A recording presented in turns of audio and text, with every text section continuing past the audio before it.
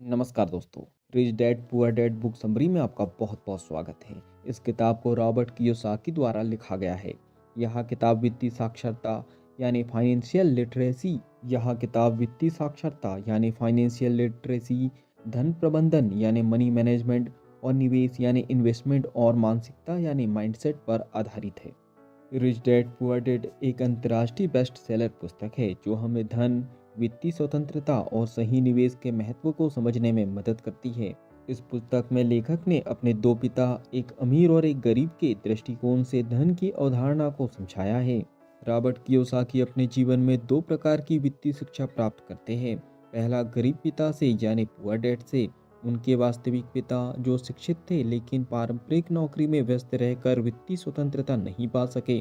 दूसरे अमीर पिता यानी रिच डैड, उनके दोस्त के पिता जिनके पास औपचारिक शिक्षा नहीं थी लेकिन वे सफल व्यापारी थे और उन्होंने वित्तीय स्वतंत्रता प्राप्त की। यह पुस्तक हमें सिखाती है कि धन कमाने से अधिक महत्वपूर्ण है कि धन को सही तरीके से प्रबंधित करना और उन्हें निवेश करना। अध्याय एक, अमीर और गरीब की मानसिकता, mindset of rich versus poor. गरीब और मध्यम वर्ग पैसे के लिए काम करते हैं जबकि अमीर पैसे को अपने काम पर लगाते हैं। अमीर लोग निवेश और संपत्ति यानी असेट्स बनाते हैं जबकि गरीब लोग केवल खर्च और देनदारियां यानी लाइबिलिटीज इकट्ठा करते हैं। अमीर लोग निवेश और संपत्ति यानी असेट्स बनाते हैं जबकि गरीब लोग केवल खर्च और देनदारियां यानी लाइबिलिटीज इकट्ठा करते हैं। अमीर बनने के लिए केवल अच्छी नौकरी और उच्च वेतन पर्याप्त नहीं है बल्कि सही वित्तीय शिक्षा जरूरी है। अमीर बनने के लिए जरूरी है कि आप पैसे के लिए काम करना बंद करें और पैसे को अपने लिए काम करने दें। अध्याय दो, वित्तीय साक्षरता यानी फाइनेंशियल लिटरेसी का महत्व। स्कूल हमें अच्छी शिक्षा पाने की शिक्षा देता है लेकिन पैसे को सही तरीके से प्रबंधित यानी मैनेज करने की शिक्षा नहीं देता। अमीर लोग पैसे को सही तरीके से प्रबंधित करते हैं यानी मैनेज करते हैं, निवेश करते हैं यानी इन्वेस्ट करते हैं और बढ़ाना जानते हैं। वित्तीय स्वतंत्रता के लिए आपको बचत, निवेश, टैक्स प्लानिंग और आय के विभिन्न स्रोतों को समझना होगा। वित्तीय रूप से शिक्षित व्यक्ति आय यानी इनकम, नौकरी के अलावा अन्य स्रोतों से भी पैसे कमाता है। संपत्ति यानी असेट्स ऐसी चीज़ों में निवेश करता है जो पैसे कमा कर देती है जैसे रियल एस्टेट, स्टॉक्स, बिजनेस आदि। देनदारियां यानी लाइबिलिटीज गैर जरूरी खर्चों से बचता है और कर्ज कम लेता है। यदि आप अमीर बनना चाहते हैं तो वित्तीय साक्षरता को प्राथमिकता दें। अध्याय तीन, संपत्ति यानी असेट्स और देनदारियां यानी लाइबिलिटीज को समझे। संपत्ति यानी असेट्स वे चीज़ें जो आपके लिए पैसा बनाती है जैसे किराए पर दी गई संपत्ति, स्टॉक्स, बिजनेस, बौद्धिक संपदा। देनदारियां यानी लाइबिलिटीज वे चीज़ें जो आपकी जेब से पैसा निकालती है जैसे कर्ज, गाड़ियां, महंगे गैजेट्स, गैर जरूरी खर्च आदि।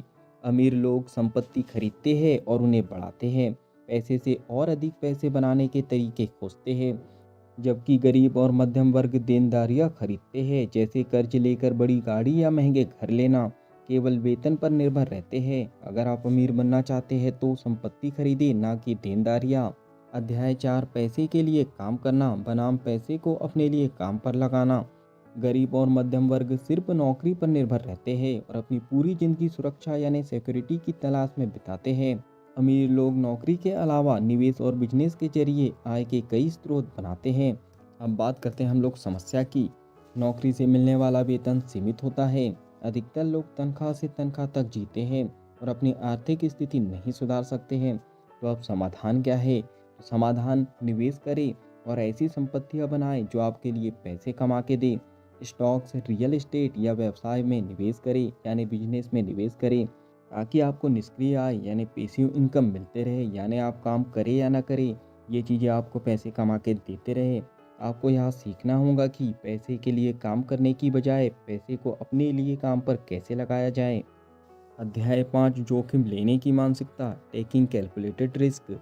गरीब लोग जोखिम लेने से डरते हैं जबकि अमीर लोग सीखकर समझदारी से जोखिम उठाते हैं। असफलता को सीखने का अवसर माने और गलतियों से घबराए नहीं। सही वित्तीय शिक्षा लेकर समझदारी से निवेश करें और अपने अवसर खुद बनाएं। तो अब हम बात करते हैं अमीर लोगों की। अमीर लोग पैसे के साथ स्मार्ट तरीके से खेलते हैं, जोखिम को समझकर और सही रणनीति के साथ निवेश करते हैं। अब बात करते हैं गरीब लोगों की। तो गरीब लोग निवेश से डरते हैं और सिर्फ सुरक्षित विकल्प जैसे फिक्स्ड डिपॉजिट या नौकरी को चुनते हैं। असफलता से डरते हैं और नई चीज़ें सीखने की कोशिश नहीं करते। जोखिम लेने से बचना ही सबसे बड़ा जोखिम होता है। अध्याय 6 टैक्स और कानून को समझे। Understand taxes and loss.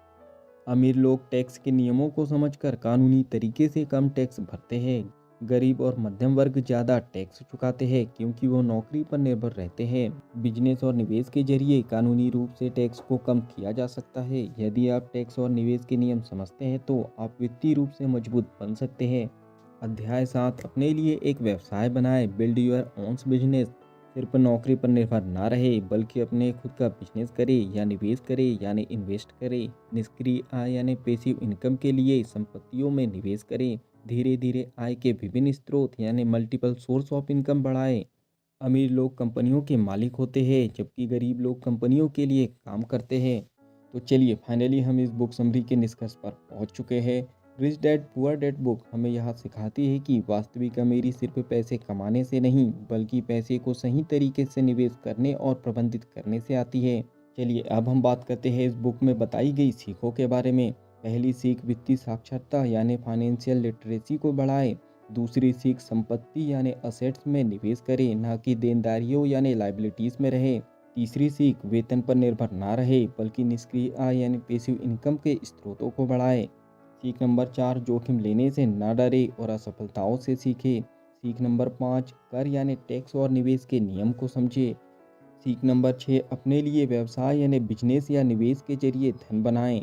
सीख नंबर 7 स्वतंत्र रूप से सोचें और आर्थिक निर्णय लें। अमीर बनने के लिए आपको पैसे के बारे में अलग तरीके से सोचना होगा। अगर इस बुक समरी से आपने कुछ अच्छा सीखा हो और इस बुक को आप विस्तार से पढ़ना चाहते हो तो नीचे डिस्क्रिप्शन में लिंक दी गई है, आप वहां जाके खरीद के उस किताब को पढ़ सकते हैं।